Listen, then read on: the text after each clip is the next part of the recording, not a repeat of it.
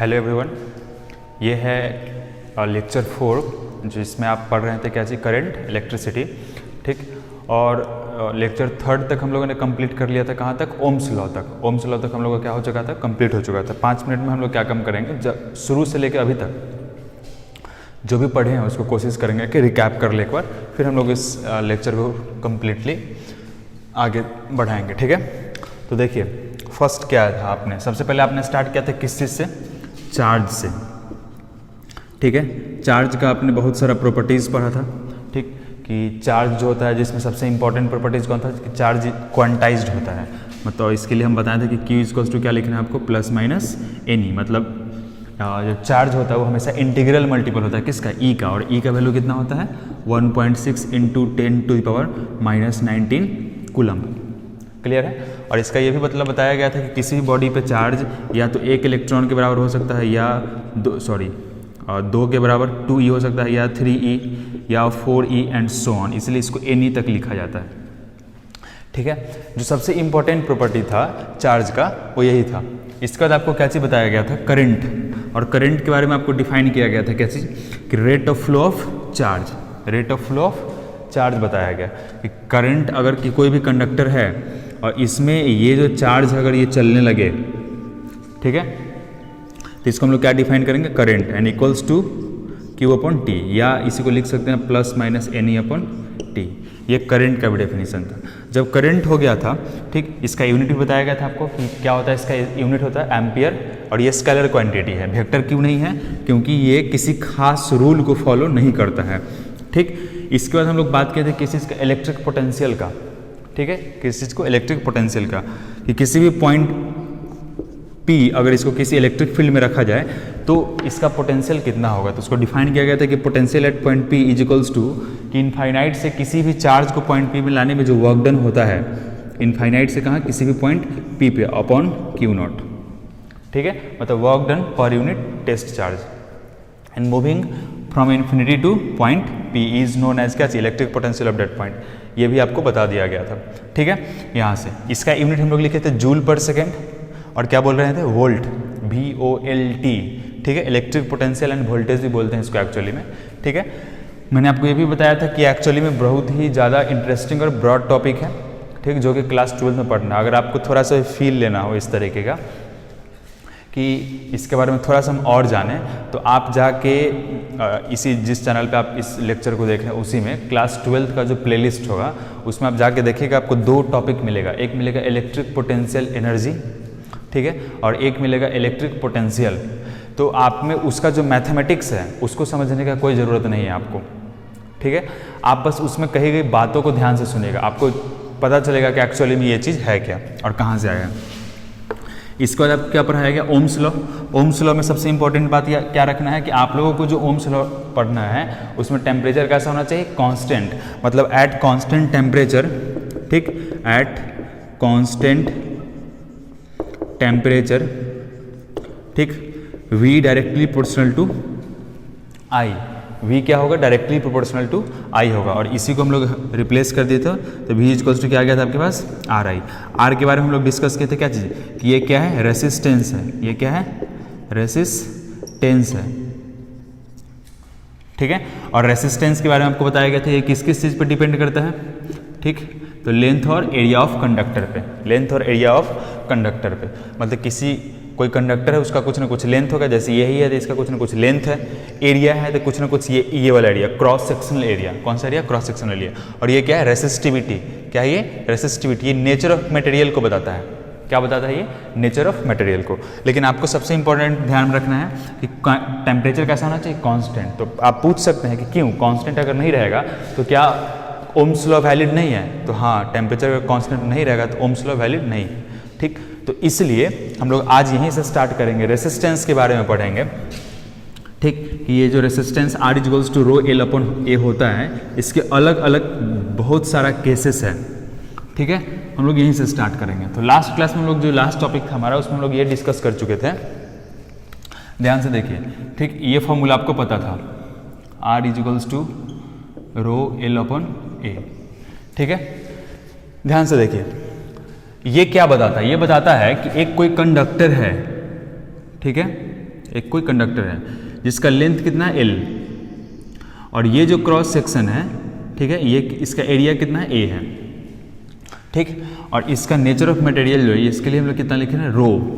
तब जाके इस कंडक्टर का, इस वायर का, ठीक, जो रेसिस्टेंस होगा, रेसिस्टेंस R इजिकल्स टू कितना हो जाएगा रो L अपॉन A। ध्यान से देखिए, तो यहाँ से अगर हम लोग बात करें किस चीज़ का, तो इसका यूनिट क्या होगा मीटर। लेंथ का यूनिट हमको हमेशा किस चीज़ में रखना है, मीटर में रखना है। एरिया का किस चीज़ में रखना है, मीटर स्क्वायर में रखना है। ध्यान से देखते जाइएगा, ठीक है। इसका यूनिट हमेशा किस चीज़ में होना चाहिए, ओम इंटू मीटर में, और इसका यूनिट हमेशा किस चीज़ में होना चाहिए, ओम में। क्लियर है। ये एसआई यूनिट्स की हम बात कर रहे हैं, किस चीज़ की, एसआई यूनिट। देखिए आप काउंट करिए टोटल कितना है, टोटल फिजिकल क्वांटिटी 4, R, रो, L और A। आपका जो बोर्ड लेवल है उसके पर्सपेक्टिव से अगर देखा जाए तो हमेशा इस चारों में से कोई 3 डेटा आपको देगा। वो क्या करेगा, 3 डेटा देगा, और 4th नंबर आपको बोलेगा कैलकुलेट करने के लिए। क्लियर है। हो सकता है कि रेसिस्टेंस दे दे, लेंथ दे दे, एरिया दे दे, और क्या बोले, रेसिस्टिविटी निकालने के लिए। रेसिस्टिविटी, लेंथ और एरिया दे दे, क्या बोले, रेसिस्टेंस निकालने के लिए। रेसिस्टेंस, रो या एल दे दे, और क्या बोले निकालने के लिए। क्लियर है। तो ये चीज़ आपको वो दे सकता है वहाँ से। मतलब एक तो होता है फॉर्मूला पुटिंग, ठीक, जिसमें इस चारों अननोन क्वांटिटी में से कोई एक क्वांटिटी आपको देगा और वो चीज़ बोलेगा कैलकुलेट करने के लिए। ध्यान दीजिएगा, नॉर्मली जो वायर होता है उसका ये जो क्रॉस सेक्शनल एरिया होता है ये बहुत ही कम होता है, तो इसलिए वो एरिया जो होगा वो मीटर स्क्वायर में बहुत कम चांस होता है कि वो दे आपको। ठीक है, क्या करे, वो बहुत ही कम चांस होता है कि दे। तो हम बस आपको एक कन्वर्जन बताते हैं, आप उसके अकॉर्डिंग सपोज करिए, ध्यान से देखिएगा कि अगर किसी वायर का जो एरिया है वो दिया गया है 1 मिलीमीटर का स्क्वायर, ऐसा 1 mm स्क्वायर, तो हम लोग इसको कैसे कन्वर्ट करेंगे यहाँ पे। ठीक है, तो देखिए ध्यान से, आपके पास ये चीज़ है 1 मिलीमीटर का स्क्वायर, और हम लोग पहले से ये चीज़ जानते हैं कि 1 mm इज इक्वल्स टू कितना होता है 10⁻³ मीटर। आपको यूनिट कन्वर्जन पता होगा तब जाके आपके लिए हेल्पफुल रहेगा, नहीं तो फिर प्रॉब्लम है। ठीक, तो अगर यहाँ पे लिखा गया है 1 mm का स्क्वायर इज इक्वल्स टू क्या हुआ, इसका मतलब यही ना हुआ 1 mm 1 millimetre into 1 millimetre.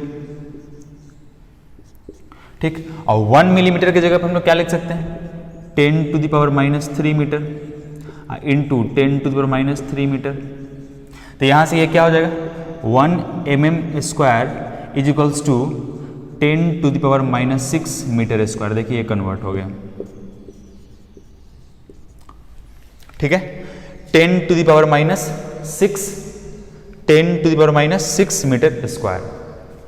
Clear है। यहां से अगर यही चीज क्या होता 1 सेंटीमीटर स्क्वायर, तो क्या लिखते हैं 1 सेंटीमीटर इंटू 1 सेंटीमीटर, मतलब 1 centimetre into 1 centimetre is equals to 10⁻² metre into 10⁻² metre is equals to 10⁻⁴ metre square. ठीक है, मतलब 1 centimetre square is equals to कितना हो जाएगा 10⁻⁴ मीटर स्क्वायर। क्लियर है। तो mm और ये सेंटीमीटर स्क्वायर एरिया के रिस्पेक्ट में बहुत ही ज़्यादा आता है। लेंथ में आगे तो आप तो डायरेक्ट सब्स्टिट्यूट कर सकते हैं। यहाँ एक बहुत ही इंपॉर्टेंट रिलेशन है, देखिए इस चीज़ को भी हम सोच रहे हैं, हालांकि यहाँ पे बताने का कोई ज़रूरत नहीं है। आप जब 11th में जाइएगा तो नंबर और डायमेंशंस में आपको बताया जाएगा। देखिए क्या है एक्चुअली में, आप दोनों को देख सकते हैं। जो फाइनल रिजल्ट हमारे पास आया है ये वाला केस, यहाँ से ये, इसको ध्यान से देखिए, और इसमें भी आप ध्यान से देखिए एक चीज़। अब ध्यान से क्या देखना है वो अभी हम आपको बता रहे हैं। देखिए सॉरी, यहाँ पे क्या है 1, इसको हम लोग बोल सकते हैं, देखिए ध्यान से N1 कोई एक नंबर है। ठीक है, सेंटीमीटर स्क्वायर, सेंटीमीटर स्क्वायर। ठीक, तो इसको हम लोग क्या बोल सकते हैं, ये एक यूनिट है किस चीज़ का, एरिया का, तो U1 लिख देते हैं। ये बराबर है किसके बराबर है N2 के, ठीक। और क्या है यहाँ पे U2। देखिए आपसे पूछा जाए कि यूनिट में बड़ा कौन है, मीटर या सेंटीमीटर, ठीक। तो बड़ी लेंथ के लिए हम लोग मीटर का यूज करते हैं, तो मीटर का बड़ा है। आप देखिए ध्यान से, तो यूनिट यहाँ क्या हुआ है, U1 से U2 हो गया, मतलब छोटा से क्या हो गया, बढ़ा है। क्लियर है। जब हम लोग यूनिट जैसे कैसे कंपैरिजन करेंगे, तो आप 1 सेंटीमीटर का बात करिए या 1 मीटर का बात करिए, तो बड़ा कौन होगा, ठीक है, तो मीटर ही बड़ा होगा। क्लियर है, ठीक। तो यहां से हम लोग लिख सकते हैं कि U1 जो है और U2, तो क्या हुआ, यूनिट को क्या किए हम लोग, इंक्रीज किए। क्या किए, इंक्रीज किए। तो नंबर देखिए कैसा आ रहा है, n जो है n, ठीक, ये क्या हो रहा है, घट रहा है। यहाँ पे 1 है और यहाँ पर कितना है, 10⁻⁴। इसका क्या मतलब होता है, इसका मतलब होता है, इसका मतलब हो गया कि 1/10⁴। सोचिए 1 का भी कितना, 10,000वां हिस्सा 1 का, अगर इसको हम 1 मान ले तो इसको 10,000 इक्वल पार्ट्स में क्या करना हो, एक्चुअली में कट करना हो, तब जाके एक हिस्सा जो होगा डेट इज 1/10⁴। तो यहाँ हम लोग, यहाँ भी आप देख सकते हैं 1 से ये 10⁻⁶ हुआ, तब जाके ये मिलीमीटर स्क्वायर से क्या हुआ, मीटर स्क्वायर हुआ। क्लियर है।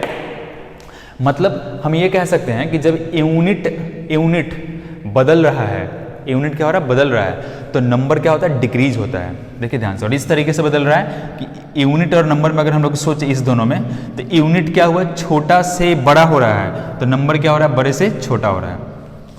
क्लियर है, ठीक। तो आपसे पूछा जाएगा कि बताइए कैसा होगा, तो देखिए यूनिट छोटा हुआ तो यूनिट बड़ा हुआ तो नंबर छोटा हो गया, एक बढ़ता है तो दूसरा घट गया, तो इसको हम लोग क्या लिख सकते हैं यहाँ से, ये बहुत ही स्टैंडर्ड रिजल्ट है, ठीक। और नंबर यूनिट के फॉर्म में इसको लिखते हैं कि ये इन्वर्सली प्रोपोर्शनल होता है किस चीज़ का, यूनिट का, ऐसे, ठीक। ये जेई का एक क्वेश्चन हो गया, क्लास 11th में जो HC वर्मा का क्वेश्चन था उसके एग्जाम्पल में भी है, ठीक। सेम क्वेश्चन है आपके पास ये। क्लियर है ये चीज़। हालांकि जो अभी बताया गया ये कुछ खास दिमाग में आप नहीं भी रखेंगे तो कोई दिक्कत नहीं, लेकिन हाँ ठीक है, आप जान गए तो अच्छी बात है। ये एक चीज़ को क्या करना है, आपको दिमाग में रखना। लेकिन हम लोग अभी, ठीक, अलजेब्रिक क्वेश्चन पे ज़्यादा फोकस करेंगे, नंबर्स पे नहीं, ठीक है। उस पर भी हम लोग आएंगे, लेकिन उससे पहले आप इसको नोट करिए, फिर हम लोग देखते हैं, ठीक है। अब देखिए, अब आपके पास कैसा, हम लोग अभी बात करेंगे इस क्लास में स्पेशली, ठीक।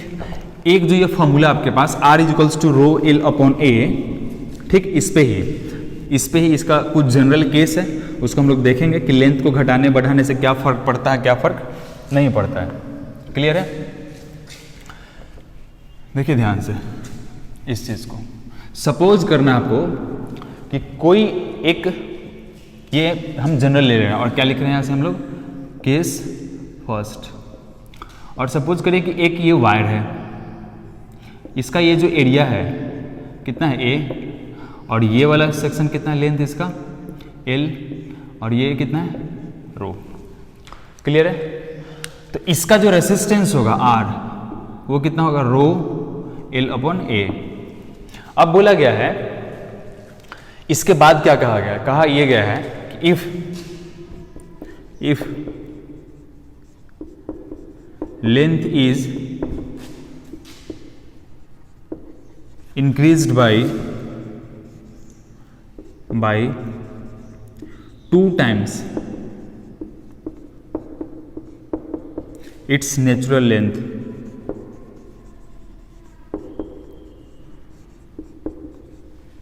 ठीक है। If length is increased by 2 times, by 2 times रहने दीजिए, जैसे by 2 times its natural length, then find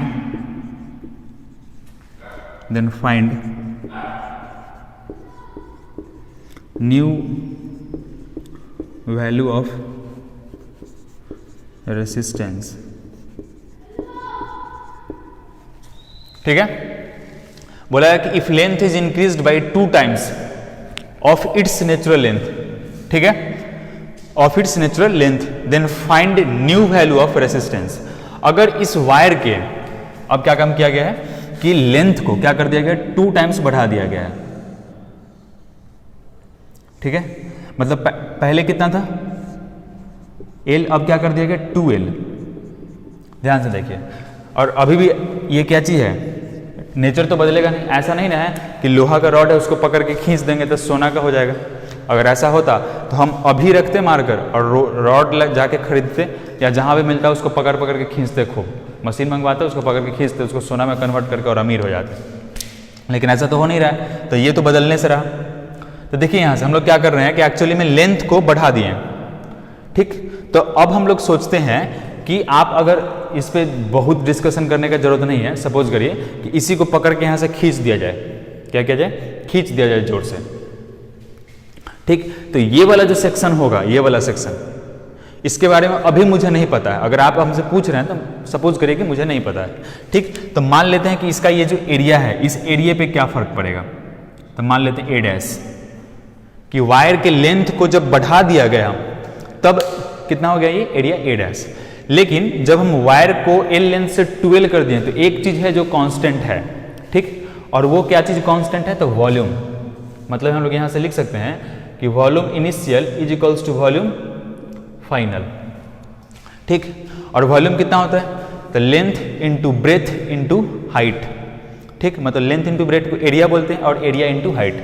तो ये तो सिलेंड्रिकल फॉर्म में होता है। तो इसका एरिया हम लोग अगर लिखे तो सोच के देखिए शुरू वाला का एरिया कितना होगा, A इंटू कितना L इज इक्वल्स टू बाद वाला का एरिया क्या है, A' इंटू कितना है 2L। क्लियर है। तो यहां से अगर हम लोग डिस्कस करें तो हमारे पास क्या कैंसिल हो जाएगा, L से L कैंसिल हो गया and A' is equals to original area upon 2, मतलब एरिया क्या हो गया, हाफ हो गया। एरिया क्या हो गया, हाफ हो गया। अब आप इस चीज को ध्यान से देखिए, यहां पर लेंथ को हम लोग क्या किए, 2 टाइम्स इंक्रीज कर दिए तो एरिया 2 टाइम्स डिक्रीज हो गया। अगर लेंथ को 3 टाइम्स इंक्रीज कर देते हैं तो एरिया 3 टाइम्स डिक्रीज हो जाता है। मतलब जितना टाइम्स आप लेंथ को बढ़ाइएगा उतना ही टाइम्स एरिया क्या होगा, डिक्रीज हो जाएगा। क्लियर है। तो अब हमारे पास नया वाला एरिया भी है, क्या चीज, A' which is equals to A upon T। तो अब जो हम लोग निकालेंगे क्या चीज, कि resistance of new wire is equals to लिखेंगे रो, L कितना है 2L और एरिया कितना है A/2। या इसी को हम लोग सॉल्व करें तो रो, और देखिए ध्यान से ये ऊपर जाएगा, क्या हो जाएगा 4L अपॉन क्या हो जाएगा ये A, या इसी को लिखा जा सकता है 4 रो L upon A R new, ठीक। और ध्यान से देखिए अगर हम लोग इस को इक्वेशन फर्स्ट कर दें, ठीक, तो हम लोग यहाँ से लिख सकते हैं ये वाला सेक्शन को, क्या लिख सकते हैं, देखिए ध्यान से क्या लिखा जा सकता है कि R new is equals to 4 into, देखिए ध्यान से क्या लिख सकते हैं, R ओल्ड, ठीक। मतलब जो हमारे पास रेसिस्टेंस शुरू में था, अगर 2 टाइम्स वायर को हम इंक्रीज कर देंगे, लेंथ के इंक्रीज कर देंगे तो रेसिस्टेंस 4 टाइम्स बढ़ जाएगा। क्या होगा, बढ़ जाएगा। इसका मतलब ये हुआ कि अगर R इनिशियल सपोज करिए 4 ओम था, ठीक, और लेंथ को बढ़ा गया कितना से 2L से, तो जो R फाइनल होगा वो कितना हो जाएगा 4 into 4 ohm which is equals to 16 ohm. देखिए ध्यान से विच इज इक्वल्स टू कितना हो जाएगा 16 ओम हो जाएगा। बात समझ में आ रहा है, इस चीज को ध्यान में रखना। अब ये जो बात हम आपको बताएं इसको हम लोग जनरलाइज करते हैं। देखिए ध्यान से क्या है, अगर सपोज करें कि यहाँ पे हम 3, इसको आप नोट करेंगे लेकिन इसके साथ साथ अगर इसको अगर सपोज करें हम यहाँ पे 3 लिखते हैं, कितना लिखते हैं 3 टाइम्स, ठीक है। तो यहाँ पे क्या हो जाता है मेरे पास 3 हो जाता, क्लियर है। और यहाँ भी हम क्या लिखते हैं 3 लिख देते हैं और एरिया भी कितना जाता है हमारे पास 3, ठीक। तो यहाँ भी क्या लिखा जा सकता है A/3, यहाँ पे लिखते हैं 3L, ठीक। और यहाँ पे एक्चुअली 4 की जगह पर क्या जाता है 9, यहाँ भी आता है क्या चीज 9, लेकिन हम यहाँ पे क्या लिख रहे हैं 3 का स्क्वायर। देखिए ध्यान से जब 2 लिखे थे तो एरिया A/2, ठीक है। जब 3 लिखे तो एरिया आ गया A/3। सपोज करिए कितना आ रहा है A/3 आ रहा है, क्लियर है। तो यहां से अगर हम लोग इस तरीके का बात करें तो सपोज करिए 4 लिखेंगे तो A/4 आएगा, यहाँ पे 4, यहाँ पे 4, यहाँ क्या आएगा 16। 5 लिख देंगे तो A/5, यहाँ पे कितना आएगा 25 एंड 5 का स्क्वायर। अब हम इस चीज को क्या कर रहे हैं, जनरलाइज कर रहे हैं। हम क्या कह रहे हैं, ठीक, कि ये 3 टाइम्स नहीं है, इंक्रीज्ड बाई ध्यान से देखिएगा, increased by n times, increased by n times. तो अब जो इसका लेंथ हो जाएगा वो क्या हो जाएगा, तो पहले वाला जो था सो n इंटू एल, एरिया कितना हो जाएगा, देखिए ध्यान से देखिए, ठीक है, n और a बाई n। तो अब अगर हम लोग इसमें पुट कर दें, ठीक, आप भी अपने कॉपी में तीनों फॉर्मेट करिएगा, क्योंकि सीबीएसई में ये तीनों चीज़ पूछा जा चुका है। जब हम लोग बोर्ड का क्वेश्चन डिस्कस करेंगे उस समय आपको पता भी चल जाएगा कि ये चीज़ कितना इंपॉर्टेंट है आपके लिए, ठीक है। तो ऐसा नहीं है कि उसको लिखते टाइम या उसको इग्नोर कर देना, आपको ये चीज़ लिखना है, ठीक है, आपके लिए बहुत ज़्यादा इंपॉर्टेंट है। तो यहाँ भी कितना हो जाएगा ये n, तो यहाँ पे क्या हो जाएगा n स्क्वायर, यहाँ पे कितना लिख सकते हैं हम लोग n, ध्यान से देखिए स्क्वायर, ठीक। मतलब ये हुआ कि अगर कोई वायर है, ठीक, और उसके लेंथ को 5 टाइम्स इंक्रीज कर दिया गया है तो रेसिस्टेंस में कितना आ जाएगा चेंज, 25 टाइम्स, 25 टाइम्स। लेंथ को 5 टाइम्स इंक्रीज किया गया तो रेसिस्टेंस कितना हो जाएगा 25। ये किसके साथ वेरिएशन था, लेंथ के साथ। और आप देखिए ध्यान से, जैसे ही आप लेंथ को बढ़ाए हैं एरिया अपने आप घट गया है, क्लियर है। और इस तरीके का हमेशा इस चीज को कैलकुलेट करने के लिए आप हमेशा वॉल्यूम को क्या करेंगे, कैलकुलेट करेंगे, ठीक है, ये बराबर कर लेंगे तो आपको पता चल जाएगा। हो सकता है अभी हम लोग इसके बाद में एरिया के वेरिएशन पे आएंगे, ठीक है। तो ये चीज आपको अपने आप समझ में आ जाएगा, क्लियर है। इस चीज को आप ध्यान में रखना है, एकदम बहुत ज्यादा इंपॉर्टेंट है ये चीज, ओके, ठीक है। इसको आप नोट कर लीजिए, फिर हम लोग देखते हैं नेक्स्ट।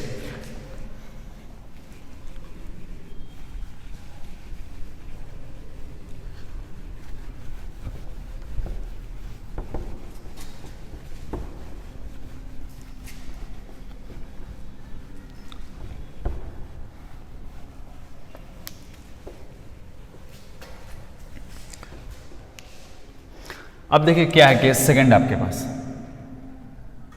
केस सेकंड क्या है। अभी हम लोग क्या किए कि लेंथ को n टाइम्स क्या कर दिए, 2 मीटर से 3 मीटर 4 मीटर कर दिए, 4 से 16 कर दिए और सो ऑन। अभी क्या कर रहे हैं हम लोग कि एरिया को बढ़ा रहे हैं, क्या कर रहे हैं, एरिया को बढ़ा रहे हैं, ठीक। तो अब हम लोग क्या करेंगे, जैसे सपोज करिए हमारे पास एक वायर है, ठीक, और इसका लेंथ कितना है l, ठीक, और एरिया इसका कितना है a। अब हम लोग डायरेक्ट लिख लेंगे, ठीक। तब जाके इसका जो r था इनिशियल वो कितना था, रो l अपॉन a। अब क्या काम कर दिया गया है कि इसके एरिया को बढ़ा दिया गया है, वायर को, वायर का जो एरिया था उसको बढ़ा दिया गया है, ठीक। तो लेंथ तो बदल जाएगा और यहाँ से हम लोग क्या लिख सकते हैं, एरिया a को बढ़ा के कर दिया गया है 2a, क्लियर है। एरिया a को बढ़ा के कितना कर दिया गया 2a। तो अब जो हम लोग यहाँ से लिखेंगे इसका r न्यू कितना लिखेंगे, रो l की जगह पे क्या लिख देंगे, l डैश अपॉन कितना 2a। और l डैश का वॉल्यूम कहाँ से हम लोग, सॉरी l डैश हम लोग कहाँ से निकालेंगे, तो volume initial is equals to volume final. Volume initial कितना होगा, a into L is equals to volume final कितना होगा, तो 2a इंटू l डैश, ठीक। यहाँ a से a कैंसिल हो जाएगा और l dash is equals to कितना आ गया, l/2 आ गया, देखिए, ठीक है। आपने जैसे ही एरिया को बढ़ाया, देखिए लेंथ क्या हो गया, घट गया, लेंथ क्या हो गया, घट गया, ठीक। अब हम लोग क्या करेंगे, इसमें पुट कर देंगे। जैसे ही इसमें पुट करेंगे तो r न्यू हमारे पास क्या आ जाएगा, देखिए रो l डैश की जगह पर कितना लिख दें हम, l/2 और एरिया कितना लिख दें हम लोग यहाँ से 2a, कितना हो जाएगा, रो l/a और प्लस में ये आ जाएगा इंटू 1/4, ठीक। ये हो जाएगा r न्यू। ये पूरा सेक्शन आपका पहले वाला है। तो r न्यू जो होगा वो क्या होगा, r इनिशियल बाई कितना 4। देखिए यहाँ पर क्या हो गया, ये 4 टाइम्स डिक्रीज कर गया, क्या हो गया, ये 4 टाइम्स क्या हो गया, यहाँ से डिक्रीज कर गया। सिंपल है, अब इसमें कुछ ज़्यादा दिमाग नहीं लगाना है। अब इसी चीज़ को अगर हम लोग जनरलाइज कर दें, जनरलाइज, तो 2 की जगह पर कितना लिख देंगे, n टाइम्स से एरिया क्या हो गया, बढ़ गया, ठीक है। तो यहाँ भी क्या आ जाएगा आपके पास, n आ जाएगा, यहाँ भी क्या आ जाएगा, n आ जाएगा, यहाँ भी आ जाएगा आपके पास n, ठीक है। ये सब जगह पे जहाँ जहाँ 2 था वहाँ क्या आ जाएगा आपके पास n, क्लियर है। और यहाँ पे क्या आ जाएगा, देखिए ध्यान से n स्क्वायर, और यहाँ पे क्या आ जाएगा n स्क्वायर, अगर सपोज करिए कि आर इनिशियल कितना होता, आर इनिशियल, देखिए ध्यान से, अगर सपोज करिए कि आर इनिशियल, या इसको हटा देते हैं हम लोग, ठीक, आर इनिशियल अगर सपोज करिए होता 16 ओम, क्या होता 16 ओम। तो जब हम लोग इसको आर हम लोग को कब निकालना होता फाइनल, ठीक, तो कितना होता है 16 ओम, और लेंथ को कितने से चेंज किया गया था, जो हमारा पहला क्वेश्चन था, एरिया को 2 टाइम्स बढ़ा दिया गया था, ठीक, तो यहाँ पे क्या हो जाता है 2 का स्क्वायर, तो कितना हो गया ये 4 ओम। देखिए ध्यान से, रेसिस्टेंस फाइनल आ गया। अब यहां से हर चीज क्लियर हो गया। सही में ऐसा हो रहा है कि लेंथ को जब हम लोग क्या कर रहे थे, बढ़ा रहे थे, तो रेसिस्टेंस भी बढ़ रहा था। और कैसे बढ़ रहा था, तो if length is increase by n times, then resistance is increased by n square times, and if area is increased by n times, then resistance is decrease by n square times.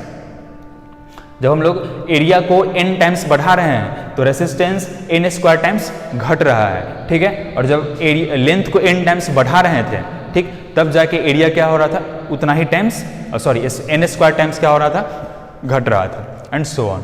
Clear है। इस चीज को आप एकदम properly आप note करिएगा, और इसके करस्पॉन्डिंग जो आपका जो भी क्वेश्चन होगा वो एकदम क्लियर हो जाएगा, इसमें कहीं से कोई प्रॉब्लम नहीं है। इसको नोट करिए, फिर हम लोग नेक्स्ट देखते हैं।